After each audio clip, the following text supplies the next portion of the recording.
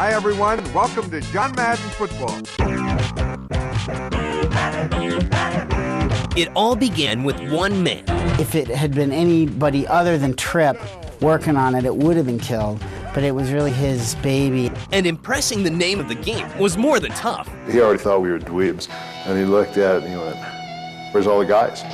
Some of this I can't say for family consumption, but he said, "That's not an effing goal line play, that is," and we were like, "Oh no." Times weren't always filled with glory. So as E16 started taking off, it wasn't very long, maybe a year and a half, 2 years max. But ESPN came knocking on our door, and we're like, uh-oh. They were ahead of their time and created a legend. In the game. Just being able to sit there and play against another person, talk some trash. To say the least, it set a standard. You cannot deny the impact that Madden has had on this industry. This is the story behind the longest-running sports game franchise. It's the story of John Madden Football. And he's in for the score. Now that is big-time football.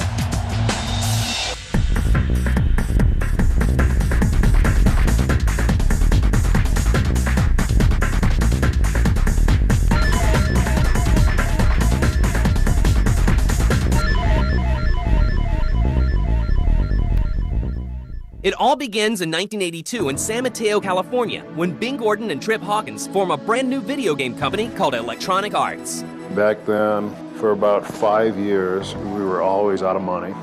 We had kind of, no secretaries and kind of $80 limits on hotel rooms where we were. The sports video game genre is still in its adolescence. In the evolutionary scale, you have 10-Yard Fight, the Nintendo classic, which, God, think back to it now, and it's like there are no plays to call, you're constantly running and pretty much just throwing the ball and hoping to make it through without the tacklers coming on. And then, of course, there's Tecmo Bowl, which is definitely a classic, and I think for many people considered the first real football game.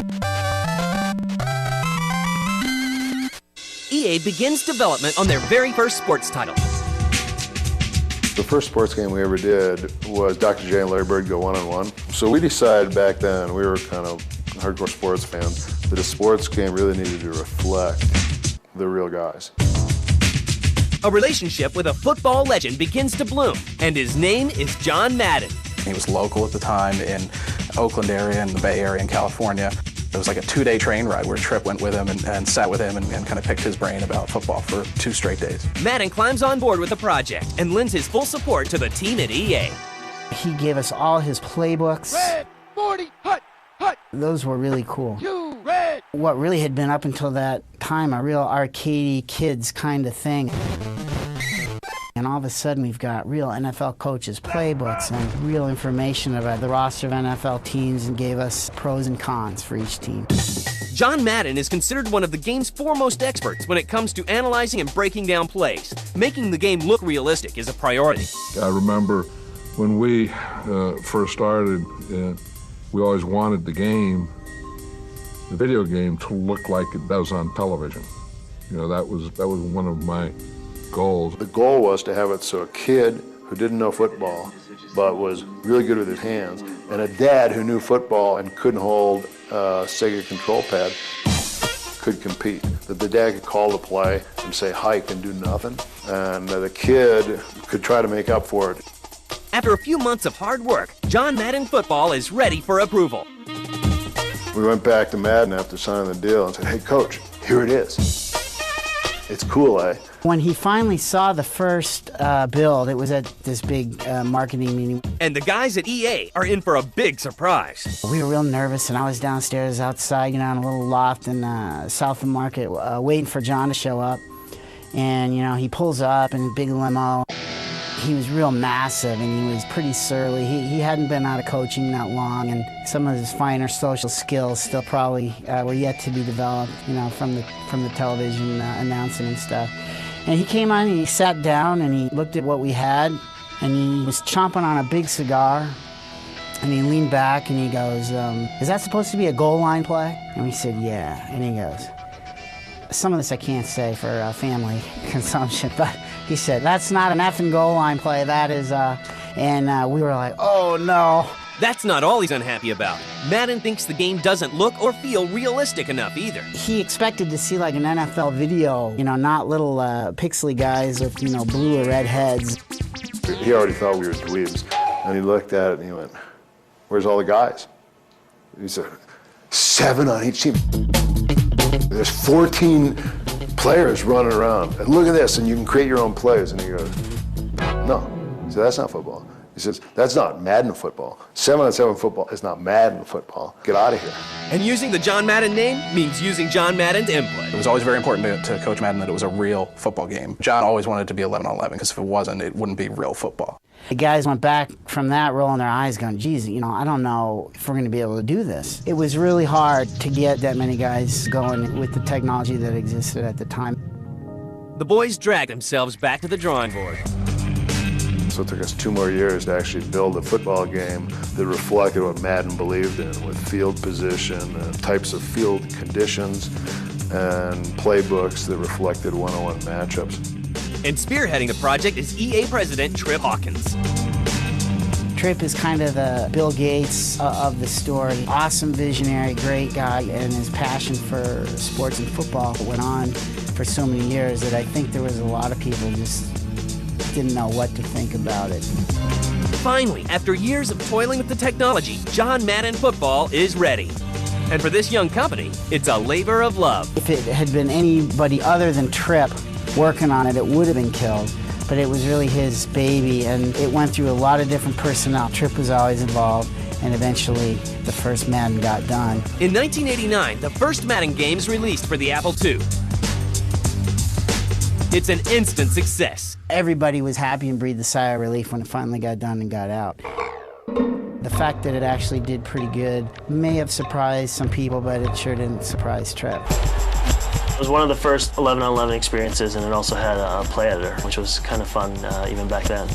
And the 11-on-11 gameplay Madden himself rallies for is something people have never seen before. On the original systems, it was very challenging. I mean, these were systems that were, by today's standards, you couldn't run a calculator with these systems. It was a big challenge back then. In 1990, Madden releases his first console game for the Sega Genesis. And fans couldn't be happier.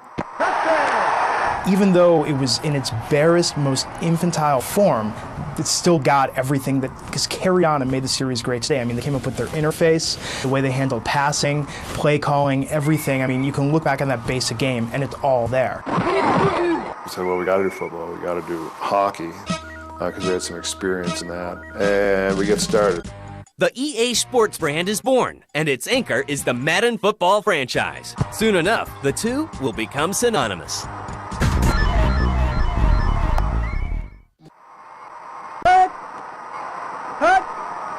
The success of John Madden puts EA on the map and continues to raise the bar with new features that add to a more realistic experience. And with Madden 92 comes the EASN, the Electronic Arts Sports Network. And we conceived a sports brand very similar to ESPN. The lettering actually looked very similar. It was slanted.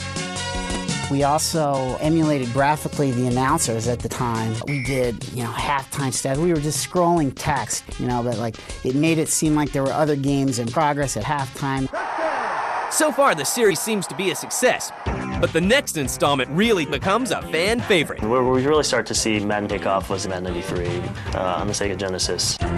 It's simple stuff like, catching a jumping touchdown catch when somebody else dove in front of you and they're left on the ground, you go running. Stuff like that, just the rewarding head-to-head experience. It all comes down to details. On the Genesis, what we do is we bring in kind of gimmicky things like the ambulance. Just great gameplay. You're looking at teams like the Bears, the Eagles, great teams to play with, the Cowboys, the 49ers. Just having a blast sitting around playing those games till all hours of the night. And EASN gets busted by ESPN, the 24-hour sports cable network. So as EASN started taking off, it wasn't very long, maybe a year and a half, 2 years max, that ESPN came knocking on our door, and we're like, uh-oh. ESPN accuses EA of copying the look and style of the network. At the time, we're still small. ESPN is this big, huge, network thing, and we're like, oh no, what have I done?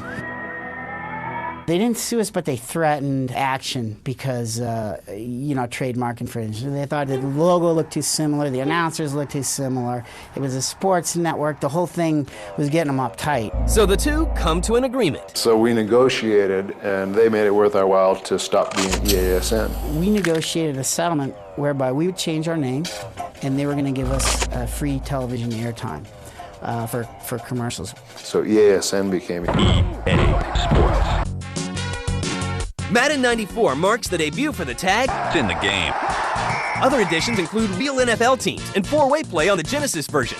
Madden 94, I believe, was one of the first ones where you had the 3D camera system where you could actually pan around a player and view that from different angles. And it creates a little bit better visualization of the field, and it just helps the gameplay. Madden 94 provides the complete experience with enhanced gameplay, Interception. options, presentation, and music.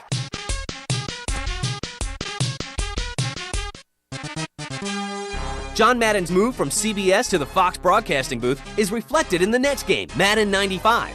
But the most striking gameplay change is the windowless passing option. We took those windows off, and it was like, oh my God, you can still see the guys running down the field and come open in a zone when they beat their man on a man-to-man coverage, and you can throw the ball. The seemingly unstoppable Madden franchise and the mighty EA Sports production and marketing arms are challenged yet again. In 1995, Sony Computer Entertainment introduces the PlayStation, a brand new console. Eager to capitalize on this new hardware, EA goes to work. The developer, Visual Concepts, is hired to create the game, but the design team at EA is unhappy. Group out in California was working on it, not Tiburon, and it went on forever. Meanwhile, Sony begins work on their own football game, NFL Game Day. EA Sports was very vulnerable in the new platform because they hadn't made the commitment to PlayStation that we had. For us, it was PlayStation must win or we're all out of work. It was very simple. And for EA, a lot of people believed Sega Saturn was more likely to be a successful platform. Well, they were wrong. Game Day gives Madden a run for its money. It offers a new look with new technology. That's exactly what gamers are looking for. Our first Game Day was a sprite-based, really 3D environments with overlaid sprite characters, as was Madden. So we had the market to ourselves that first year, and that really allowed us to establish a sports brand for us. You had to stay with the technology curve. Game Day surpassed them, especially in the 3D stuff. Madden got caught with an old engine, tried to catch up, and missed the boat. Madden 96 doesn't ship, and EA loses millions of dollars in development money, but they learn a valuable lesson. Game Day made them go back to the drawing board, look at the technology. They had probably gotten a little lazy reusing the same engine. But that's the transition going to a new platform. You don't know what to expect. You don't know what you're going to be doing, and we really just didn't know what we were doing at the time. The missing year, that was a leap year, I think. That was a pretty brutal time for the Madden franchise, and I know some guys lost their jobs over that one. EA comes through the following year and releases Madden 97. They finally get the chance to go head-to-head with Sony on the PlayStation platform. Took a year to regroup, had Tiburon do the code and do the game, and the game was great. Tiburon, a company based in Florida, takes over the development of the Madden franchise. I think when we first did Madden 97, we did it with a skeleton team. We had maybe 12 people total working on the product. EA did come out with a Madden game. And it's good. And we came out with a Game Day. It was pretty nip and tuck. They outsold us, but that was Madden, and it had a tremendous following. It legitimized the platform. PlayStation went through the roof. Touchdown. Hi, I'm John Madden. The next year, Madden 98 succumbs to the competition. Incomplete. In the third year, we made a very bold move. We took Game Day and we went all polygonal. That was the one year that we actually outsold Madden. And I think it shook Electronic Arts to the core, the fact that they could be beat. And at that point, there was a perception that you could never beat EA in any of their sports. The rivalry gets ugly. Kelly Flock from Sony's 989 Sports Studios goes public with his gripes about the competition, and it's all on record. I did an interview for Next Gen. They asked me questions, and I told them what I thought. They were making claims as to why their game was technically superior. And they were talking a lot about this feature they had in the game called Liquid AI, which, as far as we could tell, meant nothing. Based on the reaction when they saw the polygonal Game Day, we said Liquid AI was what was running down their legs after they saw our game. And It was a good one line. EA lets Madden 99 speak for them. The weaknesses in the 98 version are addressed, and the result is stunning. Madden outsells Sony's NFL Game Day. We went polygonal that year, so graphically there was a big visual upgrade.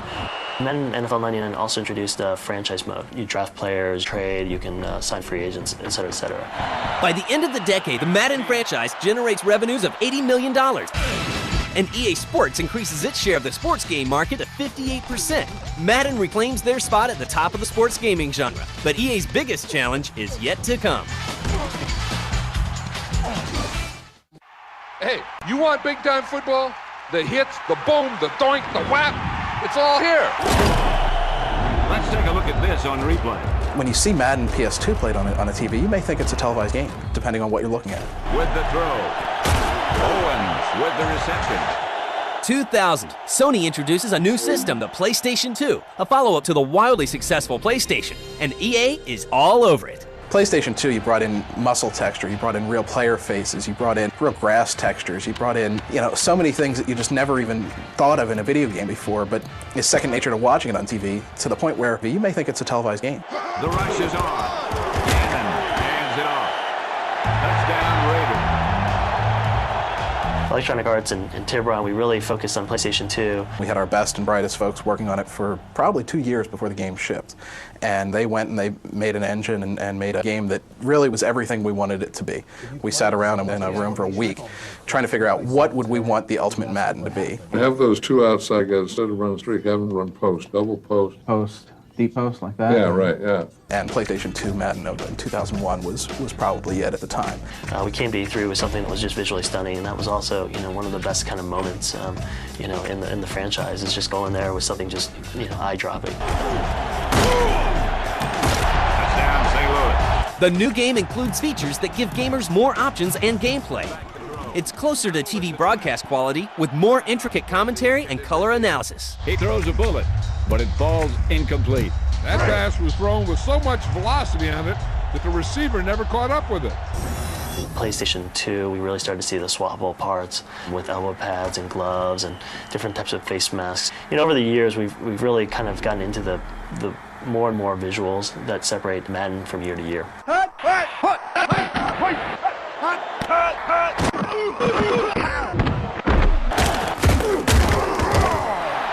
We wanted realistic player faces, and we sort of halfway got there, and we've kind of improved on that every year. But once you start being able to zoom in on the faces, you need to see them blink, you need to see their eyes move, you need to see articulated fingers. I mean, just the level of detail just kind of snowballed as we kind of delved into the nuances of the game. Yet the game isn't over yet. Here comes Sega. Really, the competition has come from the Sega Sports franchise and the NFL 2K series. The Sega football game is real strong. And I know that it surprised EA. Really what it comes down to for most gamers, though, is preference, and even Sega will admit, though, Madden set the standard. If EA Sports and John Madden Football had never existed, Sega Sports' NFL 2K series wouldn't even be a reality. Although Sega makes a great game, Madden remains a fan favorite. The teams at EA and Tiburon work diligently to keep the game fresh and current. The stat was Madden has been the top 5 games every year for the last 5 or 10 years in terms of sales. A remarkable touchdown play. Yeah, everything seemed to go right on that one. It's a challenging one, so our attitude has always been we can't be complacent, and really taking that attitude in terms of looking at the competition, looking at the trend, and really focusing on what are the 2 or 3 or 4 big things that we can add every year that will make this game feel like a must purchase. Drop back. The most recent version of Madden is considered the best in the franchise and the industry. A tremendous guy.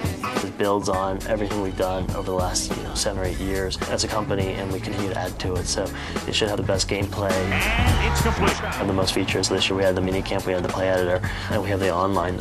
And just when you think things can't get any better, along comes online. Online is one of our coolest features in Madden NFL 2003. Taking that level of technology and using internet connections. And playing with somebody, your college friends from 2 or 3 years ago when you graduated or whatever, that's just kind of an exciting part, and I think that part can continue to grow and grow. No video game has endured the test of time, economics, and fickle gamers better than Madden Football. It not only grows with the times, but it's often ahead of them. And luckily for us, we'll be playing Madden for many years to come. The John Madden name is synonymous with video game football. He's an icon, a sports icon that is, hip with the kids, so to speak. I'll be associated with it as long as it's pro football. The Madden franchise is really special because it's about sports, it's about real life, it's about content that's kind of constantly changing year after year. There's new stories every year in the NFL. As the game changes, we just change with it, and the game changes every year. EA Sports has found ways to make the series just better. It's kept evolving and improving. We're always walking that fine line between fun and realism. And he's in for the score. The quarterback knew that he had to make that pass perfect, and he got the job done on that one. Our goal is to always make it fun. This game really almost fully realizes everything we ever envisioned or thought that we could do. I mean, there's times when I walk by the game and I think it's, live TV. And that was always, our #1 goal. And we have to get better every year, and we do that. Boom. Now that is what football's all about. I think we've come a long way.